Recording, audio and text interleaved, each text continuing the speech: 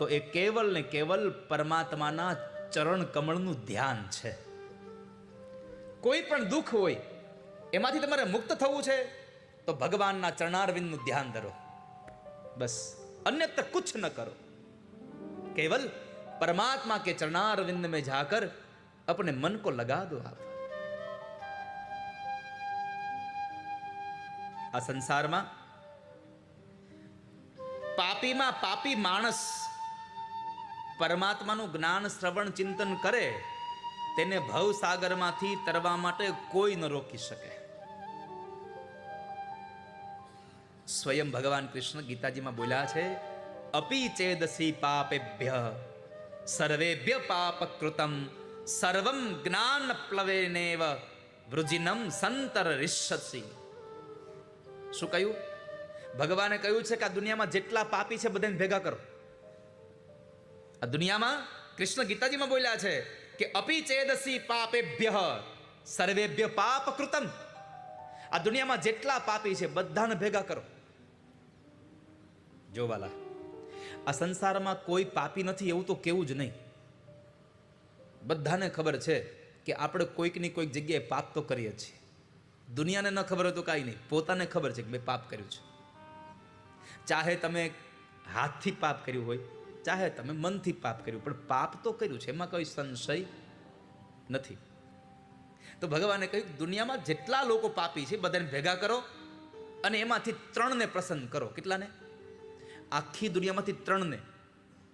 આપણે જેમ સ્કૂલમાં પહેલો નંબર, બીજો નંબર ને ત્રીજો નંબર ઇનામ આપે ને, ફર્સ્ટ, સેકન્ડ, થર્ડ, તો એમ 3ને ભેગા કરો. એમાં એક પાપકૃત, બીજો પાપકુત્તર અને ત્રીજો પાપકૃતમ. પાપકૃત એ ત્રીજા નંબરે છે, પાપકૃત્તર બીજા નંબરે છે અને પાપકૃતમ સૌથી મોટો. સૌથી જો પાપીમાં પાપી કોઈ હોય તો એ કહેવાય કે પાપકૃતમ, સૌથી પાપી છે.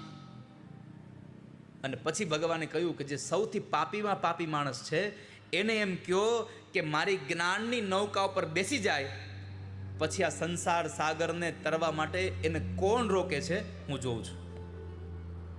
પાપીમાં પાપી માણસ ભગવાનના જ્ઞાનની નૌકા ઉપર બેસી જાય તો કોઈ એને ડૂબાડી શકે નહીં. એ ભલી ભાંતિ તરી જશે. નારદજીએ ભક્તિને અહીંયા રાખવા માટે પ્રલોભન આપ્યું છે. તો અહીંયા રે, તું ક્યાંય ન જા, અહીંયા રે.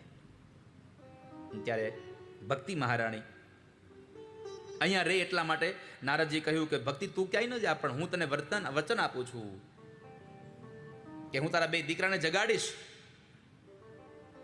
અને જો ન જગાડો તો હરિનો દાસય નહીં. તદા હમ ન હરેર દાસો લોકે ત્વામ ન પ્રવર્તયે. હું સંસારમાં હરિનો દાસ ન કહેવાવ અને એને જગાડ્યા પછી પણ તને જો ઘરે ઘરે ન પહોંચાડું મને કહેજે ગે હે જને જને. એક એક ઘર સુધી, એક એક માણસ સુધી હું તને પહોંચાડીશ, પણ તું ન જા.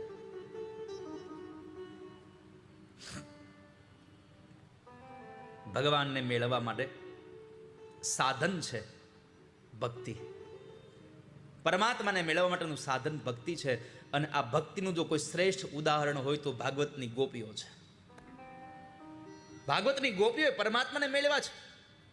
પરમાત્માના દર્શન વગર આપણું કોઈ સફળ નથી આ સંસારમાં. અક્ષણવતામ ફલમિદમ ન પરમ વિદામ. ગોપીઓ કહે છે કે એ બેન, માણસ તો બન્યા, માણસના શરીરમાં ભગવાને કાન આપ્યા, નાક આપ્યું, જીભ આપી, આંખું આપ્યા, હાથ આપ્યા, આ પગ આપ્યા, આનું સફળતા શેમાં? ત્યારે એક ગોપી કહે છે બેન, આંખની સફળતા તો એ છે કે જે ભગવાનનું દર્શન કરે. અક્ષણવતામ ફલમિદમ ન પરમ વિદામ. આ આંખ ત્યારે સફળ થઈ કહેવાય કે જ્યારે ભગવાનનું દર્શન કરે. નકર આની કોઈ સફળતા નથી, આનું કોઈ જીવન નથી.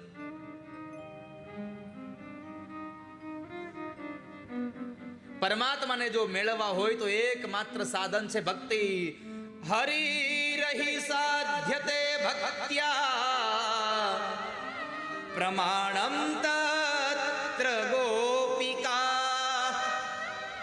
ભગવાનને મેળવા ભક્તિ માત્રથી એનું પ્રમાણ હોય તો ગોપીઓ છે. ગોપીઓ ભગવાનને ભક્તિથી મેળવા છે. કારણ ભક્તિથી પરમ કલ્યાણ થાય, ભક્તિથી પરમાત્માનું પ્રાપ્તિ થઈ શકે. તત્ર ગોપિકા, ભક્તિ તું ક્યાંય ન જા. અને આ ભક્તિના દુઃખને દૂર કરવા માટે જ્યારે નીકળેલા નારદને બદ્રી વિશાલમાં સનત કુમારો મળ્યા અને સનત કુમારોને પ્રશ્ન કર્યો અને સનત કુમારોને આ વૃત્તાંત બતાવ્યું કે જે જ્ઞાન અને વૈરાગ્ય ગીતાના શ્લોક અને વેદના મંત્રોથી ન જાગે એને જગાડવા માટે કયો શ્રેષ્ઠ સાધન છે મને બતાવો, મારા પર અનુગ્રહ કરો. અનુગ્રહસ્તુ કર્તવ્યો મયિ દીને દયા પરે. નારદજીએ કહ્યું મારા દીન ઉપર અનુગ્રહ કરો, મારા પર અનુગ્રહ કરો. એટલે તો રામાયણ કહે અબ કछु નાથ ન ચાહીએ કેવલ અનુગ્રહ તો રે. દીન દયાલ અનુગ્રહ તો રે. આ સંસારમાં પરમાત્મા પાસે માગો ને તો અનુગ્રહ માગજો ભગવાનનો. ભગવાન પાસે માગવાનો વારો આવે તો અનુગ્રહ માગવો.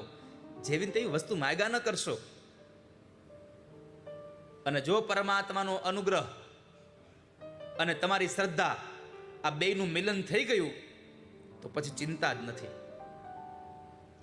પરમાત્માના અનુગ્રહ રૂપી વર અને સાધકની એટલે કે જિજ્ઞાસુ પુરુષની એનામાં જન્મેલી પરમાત્મા પ્રત્યેની શ્રદ્ધા રૂપી કન્યા, પરમાત્માના અનુગ્રહ રૂપી વરાજા સાથે સાધકની શ્રદ્ધા રૂપી દીકરીના જો લગ્ન થઈ જાય અને એમાં જો પાક્કો વિવાહ થાય ને, શાસ્ત્રીય રીતે વિવાહ થાય તો એના દ્વારા પરમાર્થનો પ્રસવ થાય, એમાં કોઈ સંશય જ નથી. ભગવાનનો અનુગ્રહ અને આપણી શ્રદ્ધા આ બે ભળી જાય એટલે એમાંથી પરમાર્થ જન્મે, એનો પ્રસવ થાય. અને પરમાર્થ દીન બનાવવામાં જે મજા છે ને એવી મજા ક્યાંય નથી. દીન બની જાઓ. નહીં તો નારદ અને સનત કુમારો બે બ્રહ્માના દીકરા છે, બે ભાઈઓ છે, પણ જ્ઞાન પ્રાપ્ત કરવું તું એટલે નારદ દીન બની ગયા છે. કંઈક મેળવવું છે એટલે અહંકાર છોડી દીધો. અને મેં ગઈકાલે કહ્યું હતું કે જ્યાં સુધી અહંકાર ન છૂટે ત્યાં સુધી તમે કઈ મેળવી ન શકો. કોઈ દિવસ અહંકાર ન છૂટે ત્યાં સુધી તમે પ્રાપ્તિ ન કરી શકો કઈ. નારદે જે પોતાની ચિંતા કરી એ ચિંતામાંથી સનત કુમારો એને શાંત કર્યા. વેદોના સાર રૂપી કથા ભાગવત એને સંભળાવો. નારદે કહ્યું હું બીજે ક્યાં સાંભળવા જાઉં, તમે જ મને સંભળાવો. અને નારદના કહેવા અનુસાર કથા ક્યાં કરવી, ક્યાં કરશો કથા? તો નક્કી કર્યું કે ગંગાના એક આનંદ નામના તટ ઉપર ભગવાનની કથા કરીએ. અને કથા ક્યારે મળે, સત્સંગ ક્યારે મળે?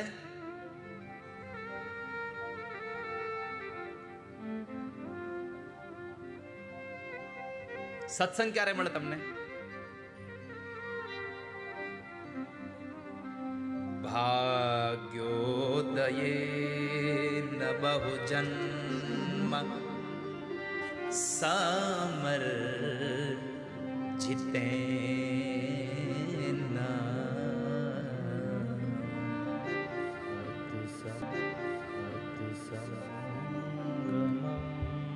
ચલવતે પુરુષો ભાગ્યોદયેન બહુ જન્મ સમર્જિતેન. સત્સંગ ભાગ્યમાં હોય તો મળે, પુરુષાર્થથી ન મળે.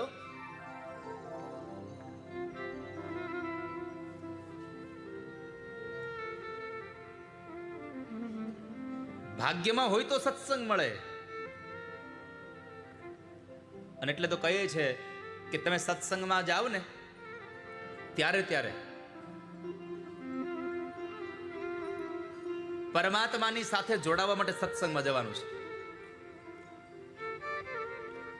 ભગવાનની હારે જોડાવા માટે સત્સંગમાં. સત્સંગમાં શા માટે જઈએ?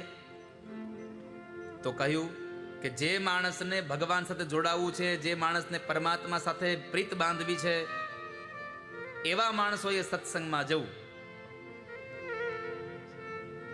સત્સંગમાં તમે જાઓ ને એટલે એમાં જરૂરી નથી કે તમને વૈરાગ લાગી જાય. સત્સંગમાં તો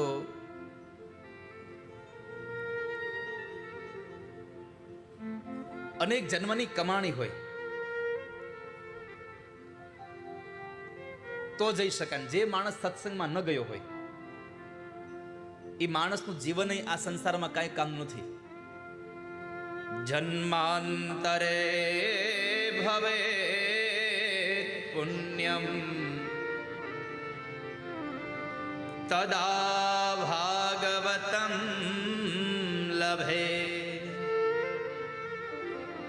જન્માંતરે ભવે પુણ્યમ. અનેક જન્મના પુણ્ય ભેગા થયા હોય ત્યારે તમને સત્સંગ મળે, એમને ન મળે.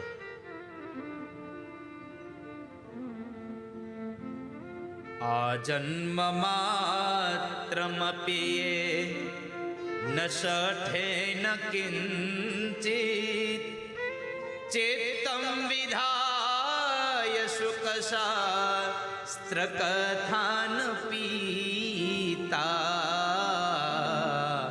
ચાંડાલવત ચખરવત વતતે નીતમ મિથ્યા સ્વજન્મ જનની જની દુઃખ ભાજા. મિથ્યા સ્વજન્મ જનની જની દુઃખ ભાજા. જેણે પરમાત્માની કથા નથી સાંભળી ને એનું જીવન હાવ નકામું છે, ગધેડા જેવું છે, ચાંડાલ જેવું છે. અને એની માતાને માત્ર જન્મના સમયે દુઃખ દેવા આવ્યો છે એટલું કામ છે, બાકી કાંઈ કામ નથી જેને કથા નથી સાંભળી. એને એટલે તમને વારે વારે કહેતા હોય કે ભાઈ જ્યારે કથા હોય ને ત્યારે કથામાં જાઓ, 11 હોય ત્યારે સત્સંગમાં બેસો. ને તમે તો કેટલા બધા ભાગ્યશાળી છો કે આજે હજી 9મી છે, કાલે 10મી અને શનિવારે એકાદશી. એકાદશીના દિવસે જ કનૈયો આવશે. લ્યો, આપણો નંદ ઉત્સવ એ શનિવારે છે.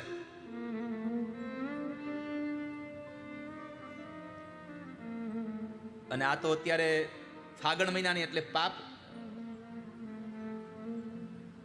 જો પંચાંગમાં જો પાપ મોસી ઈ છે કઈ હે ઈ છે ને. કેટલા લોકોને ખબર 11 છે શનિવારે? કેટલા લોકો રહેવાના છો? હાથ જો કરો. એકે 11 રહેતા હોય ને, ન રહેતા હોય તો કાંઈ વાંધો નહીં, પણ મારી પ્રાર્થના છે કે આ શનિવારની એકાદશી રહેજો. એ દિવસે ભગવાનના પ્રાગટ્યની કથા સાંભળજો. તમારા જન્મથી લઈને અત્યાર સુધીના બધા પાપમાંથી મુક્ત કરી દેશે મારો ઠાકોરજી. બધી રહ્યો તો વાંધો જ નથી, પણ કદાચ તમારાથી ભૂખ્યું ન રહેવાતું હોય, પણ એકાદશી, આ એકાદશી તો રહેવાની જ છે. ફરજિયાત છે.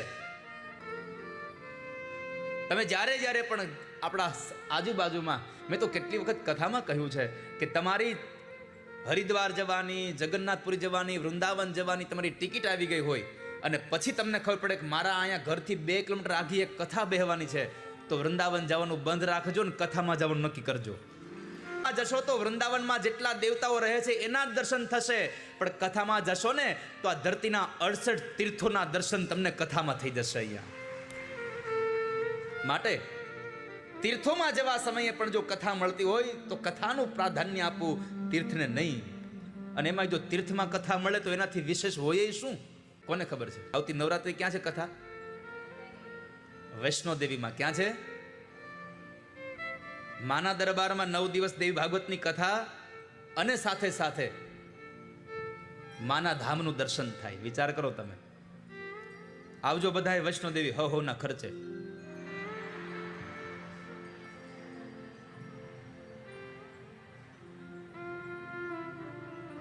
તો જ્યારે જ્યારે પણ સત્સંગ થતો હોય વાળા, ત્યાં જાજો તમે અને પછી ભગવાનની હારે નાચજો, કૂદજો તમે.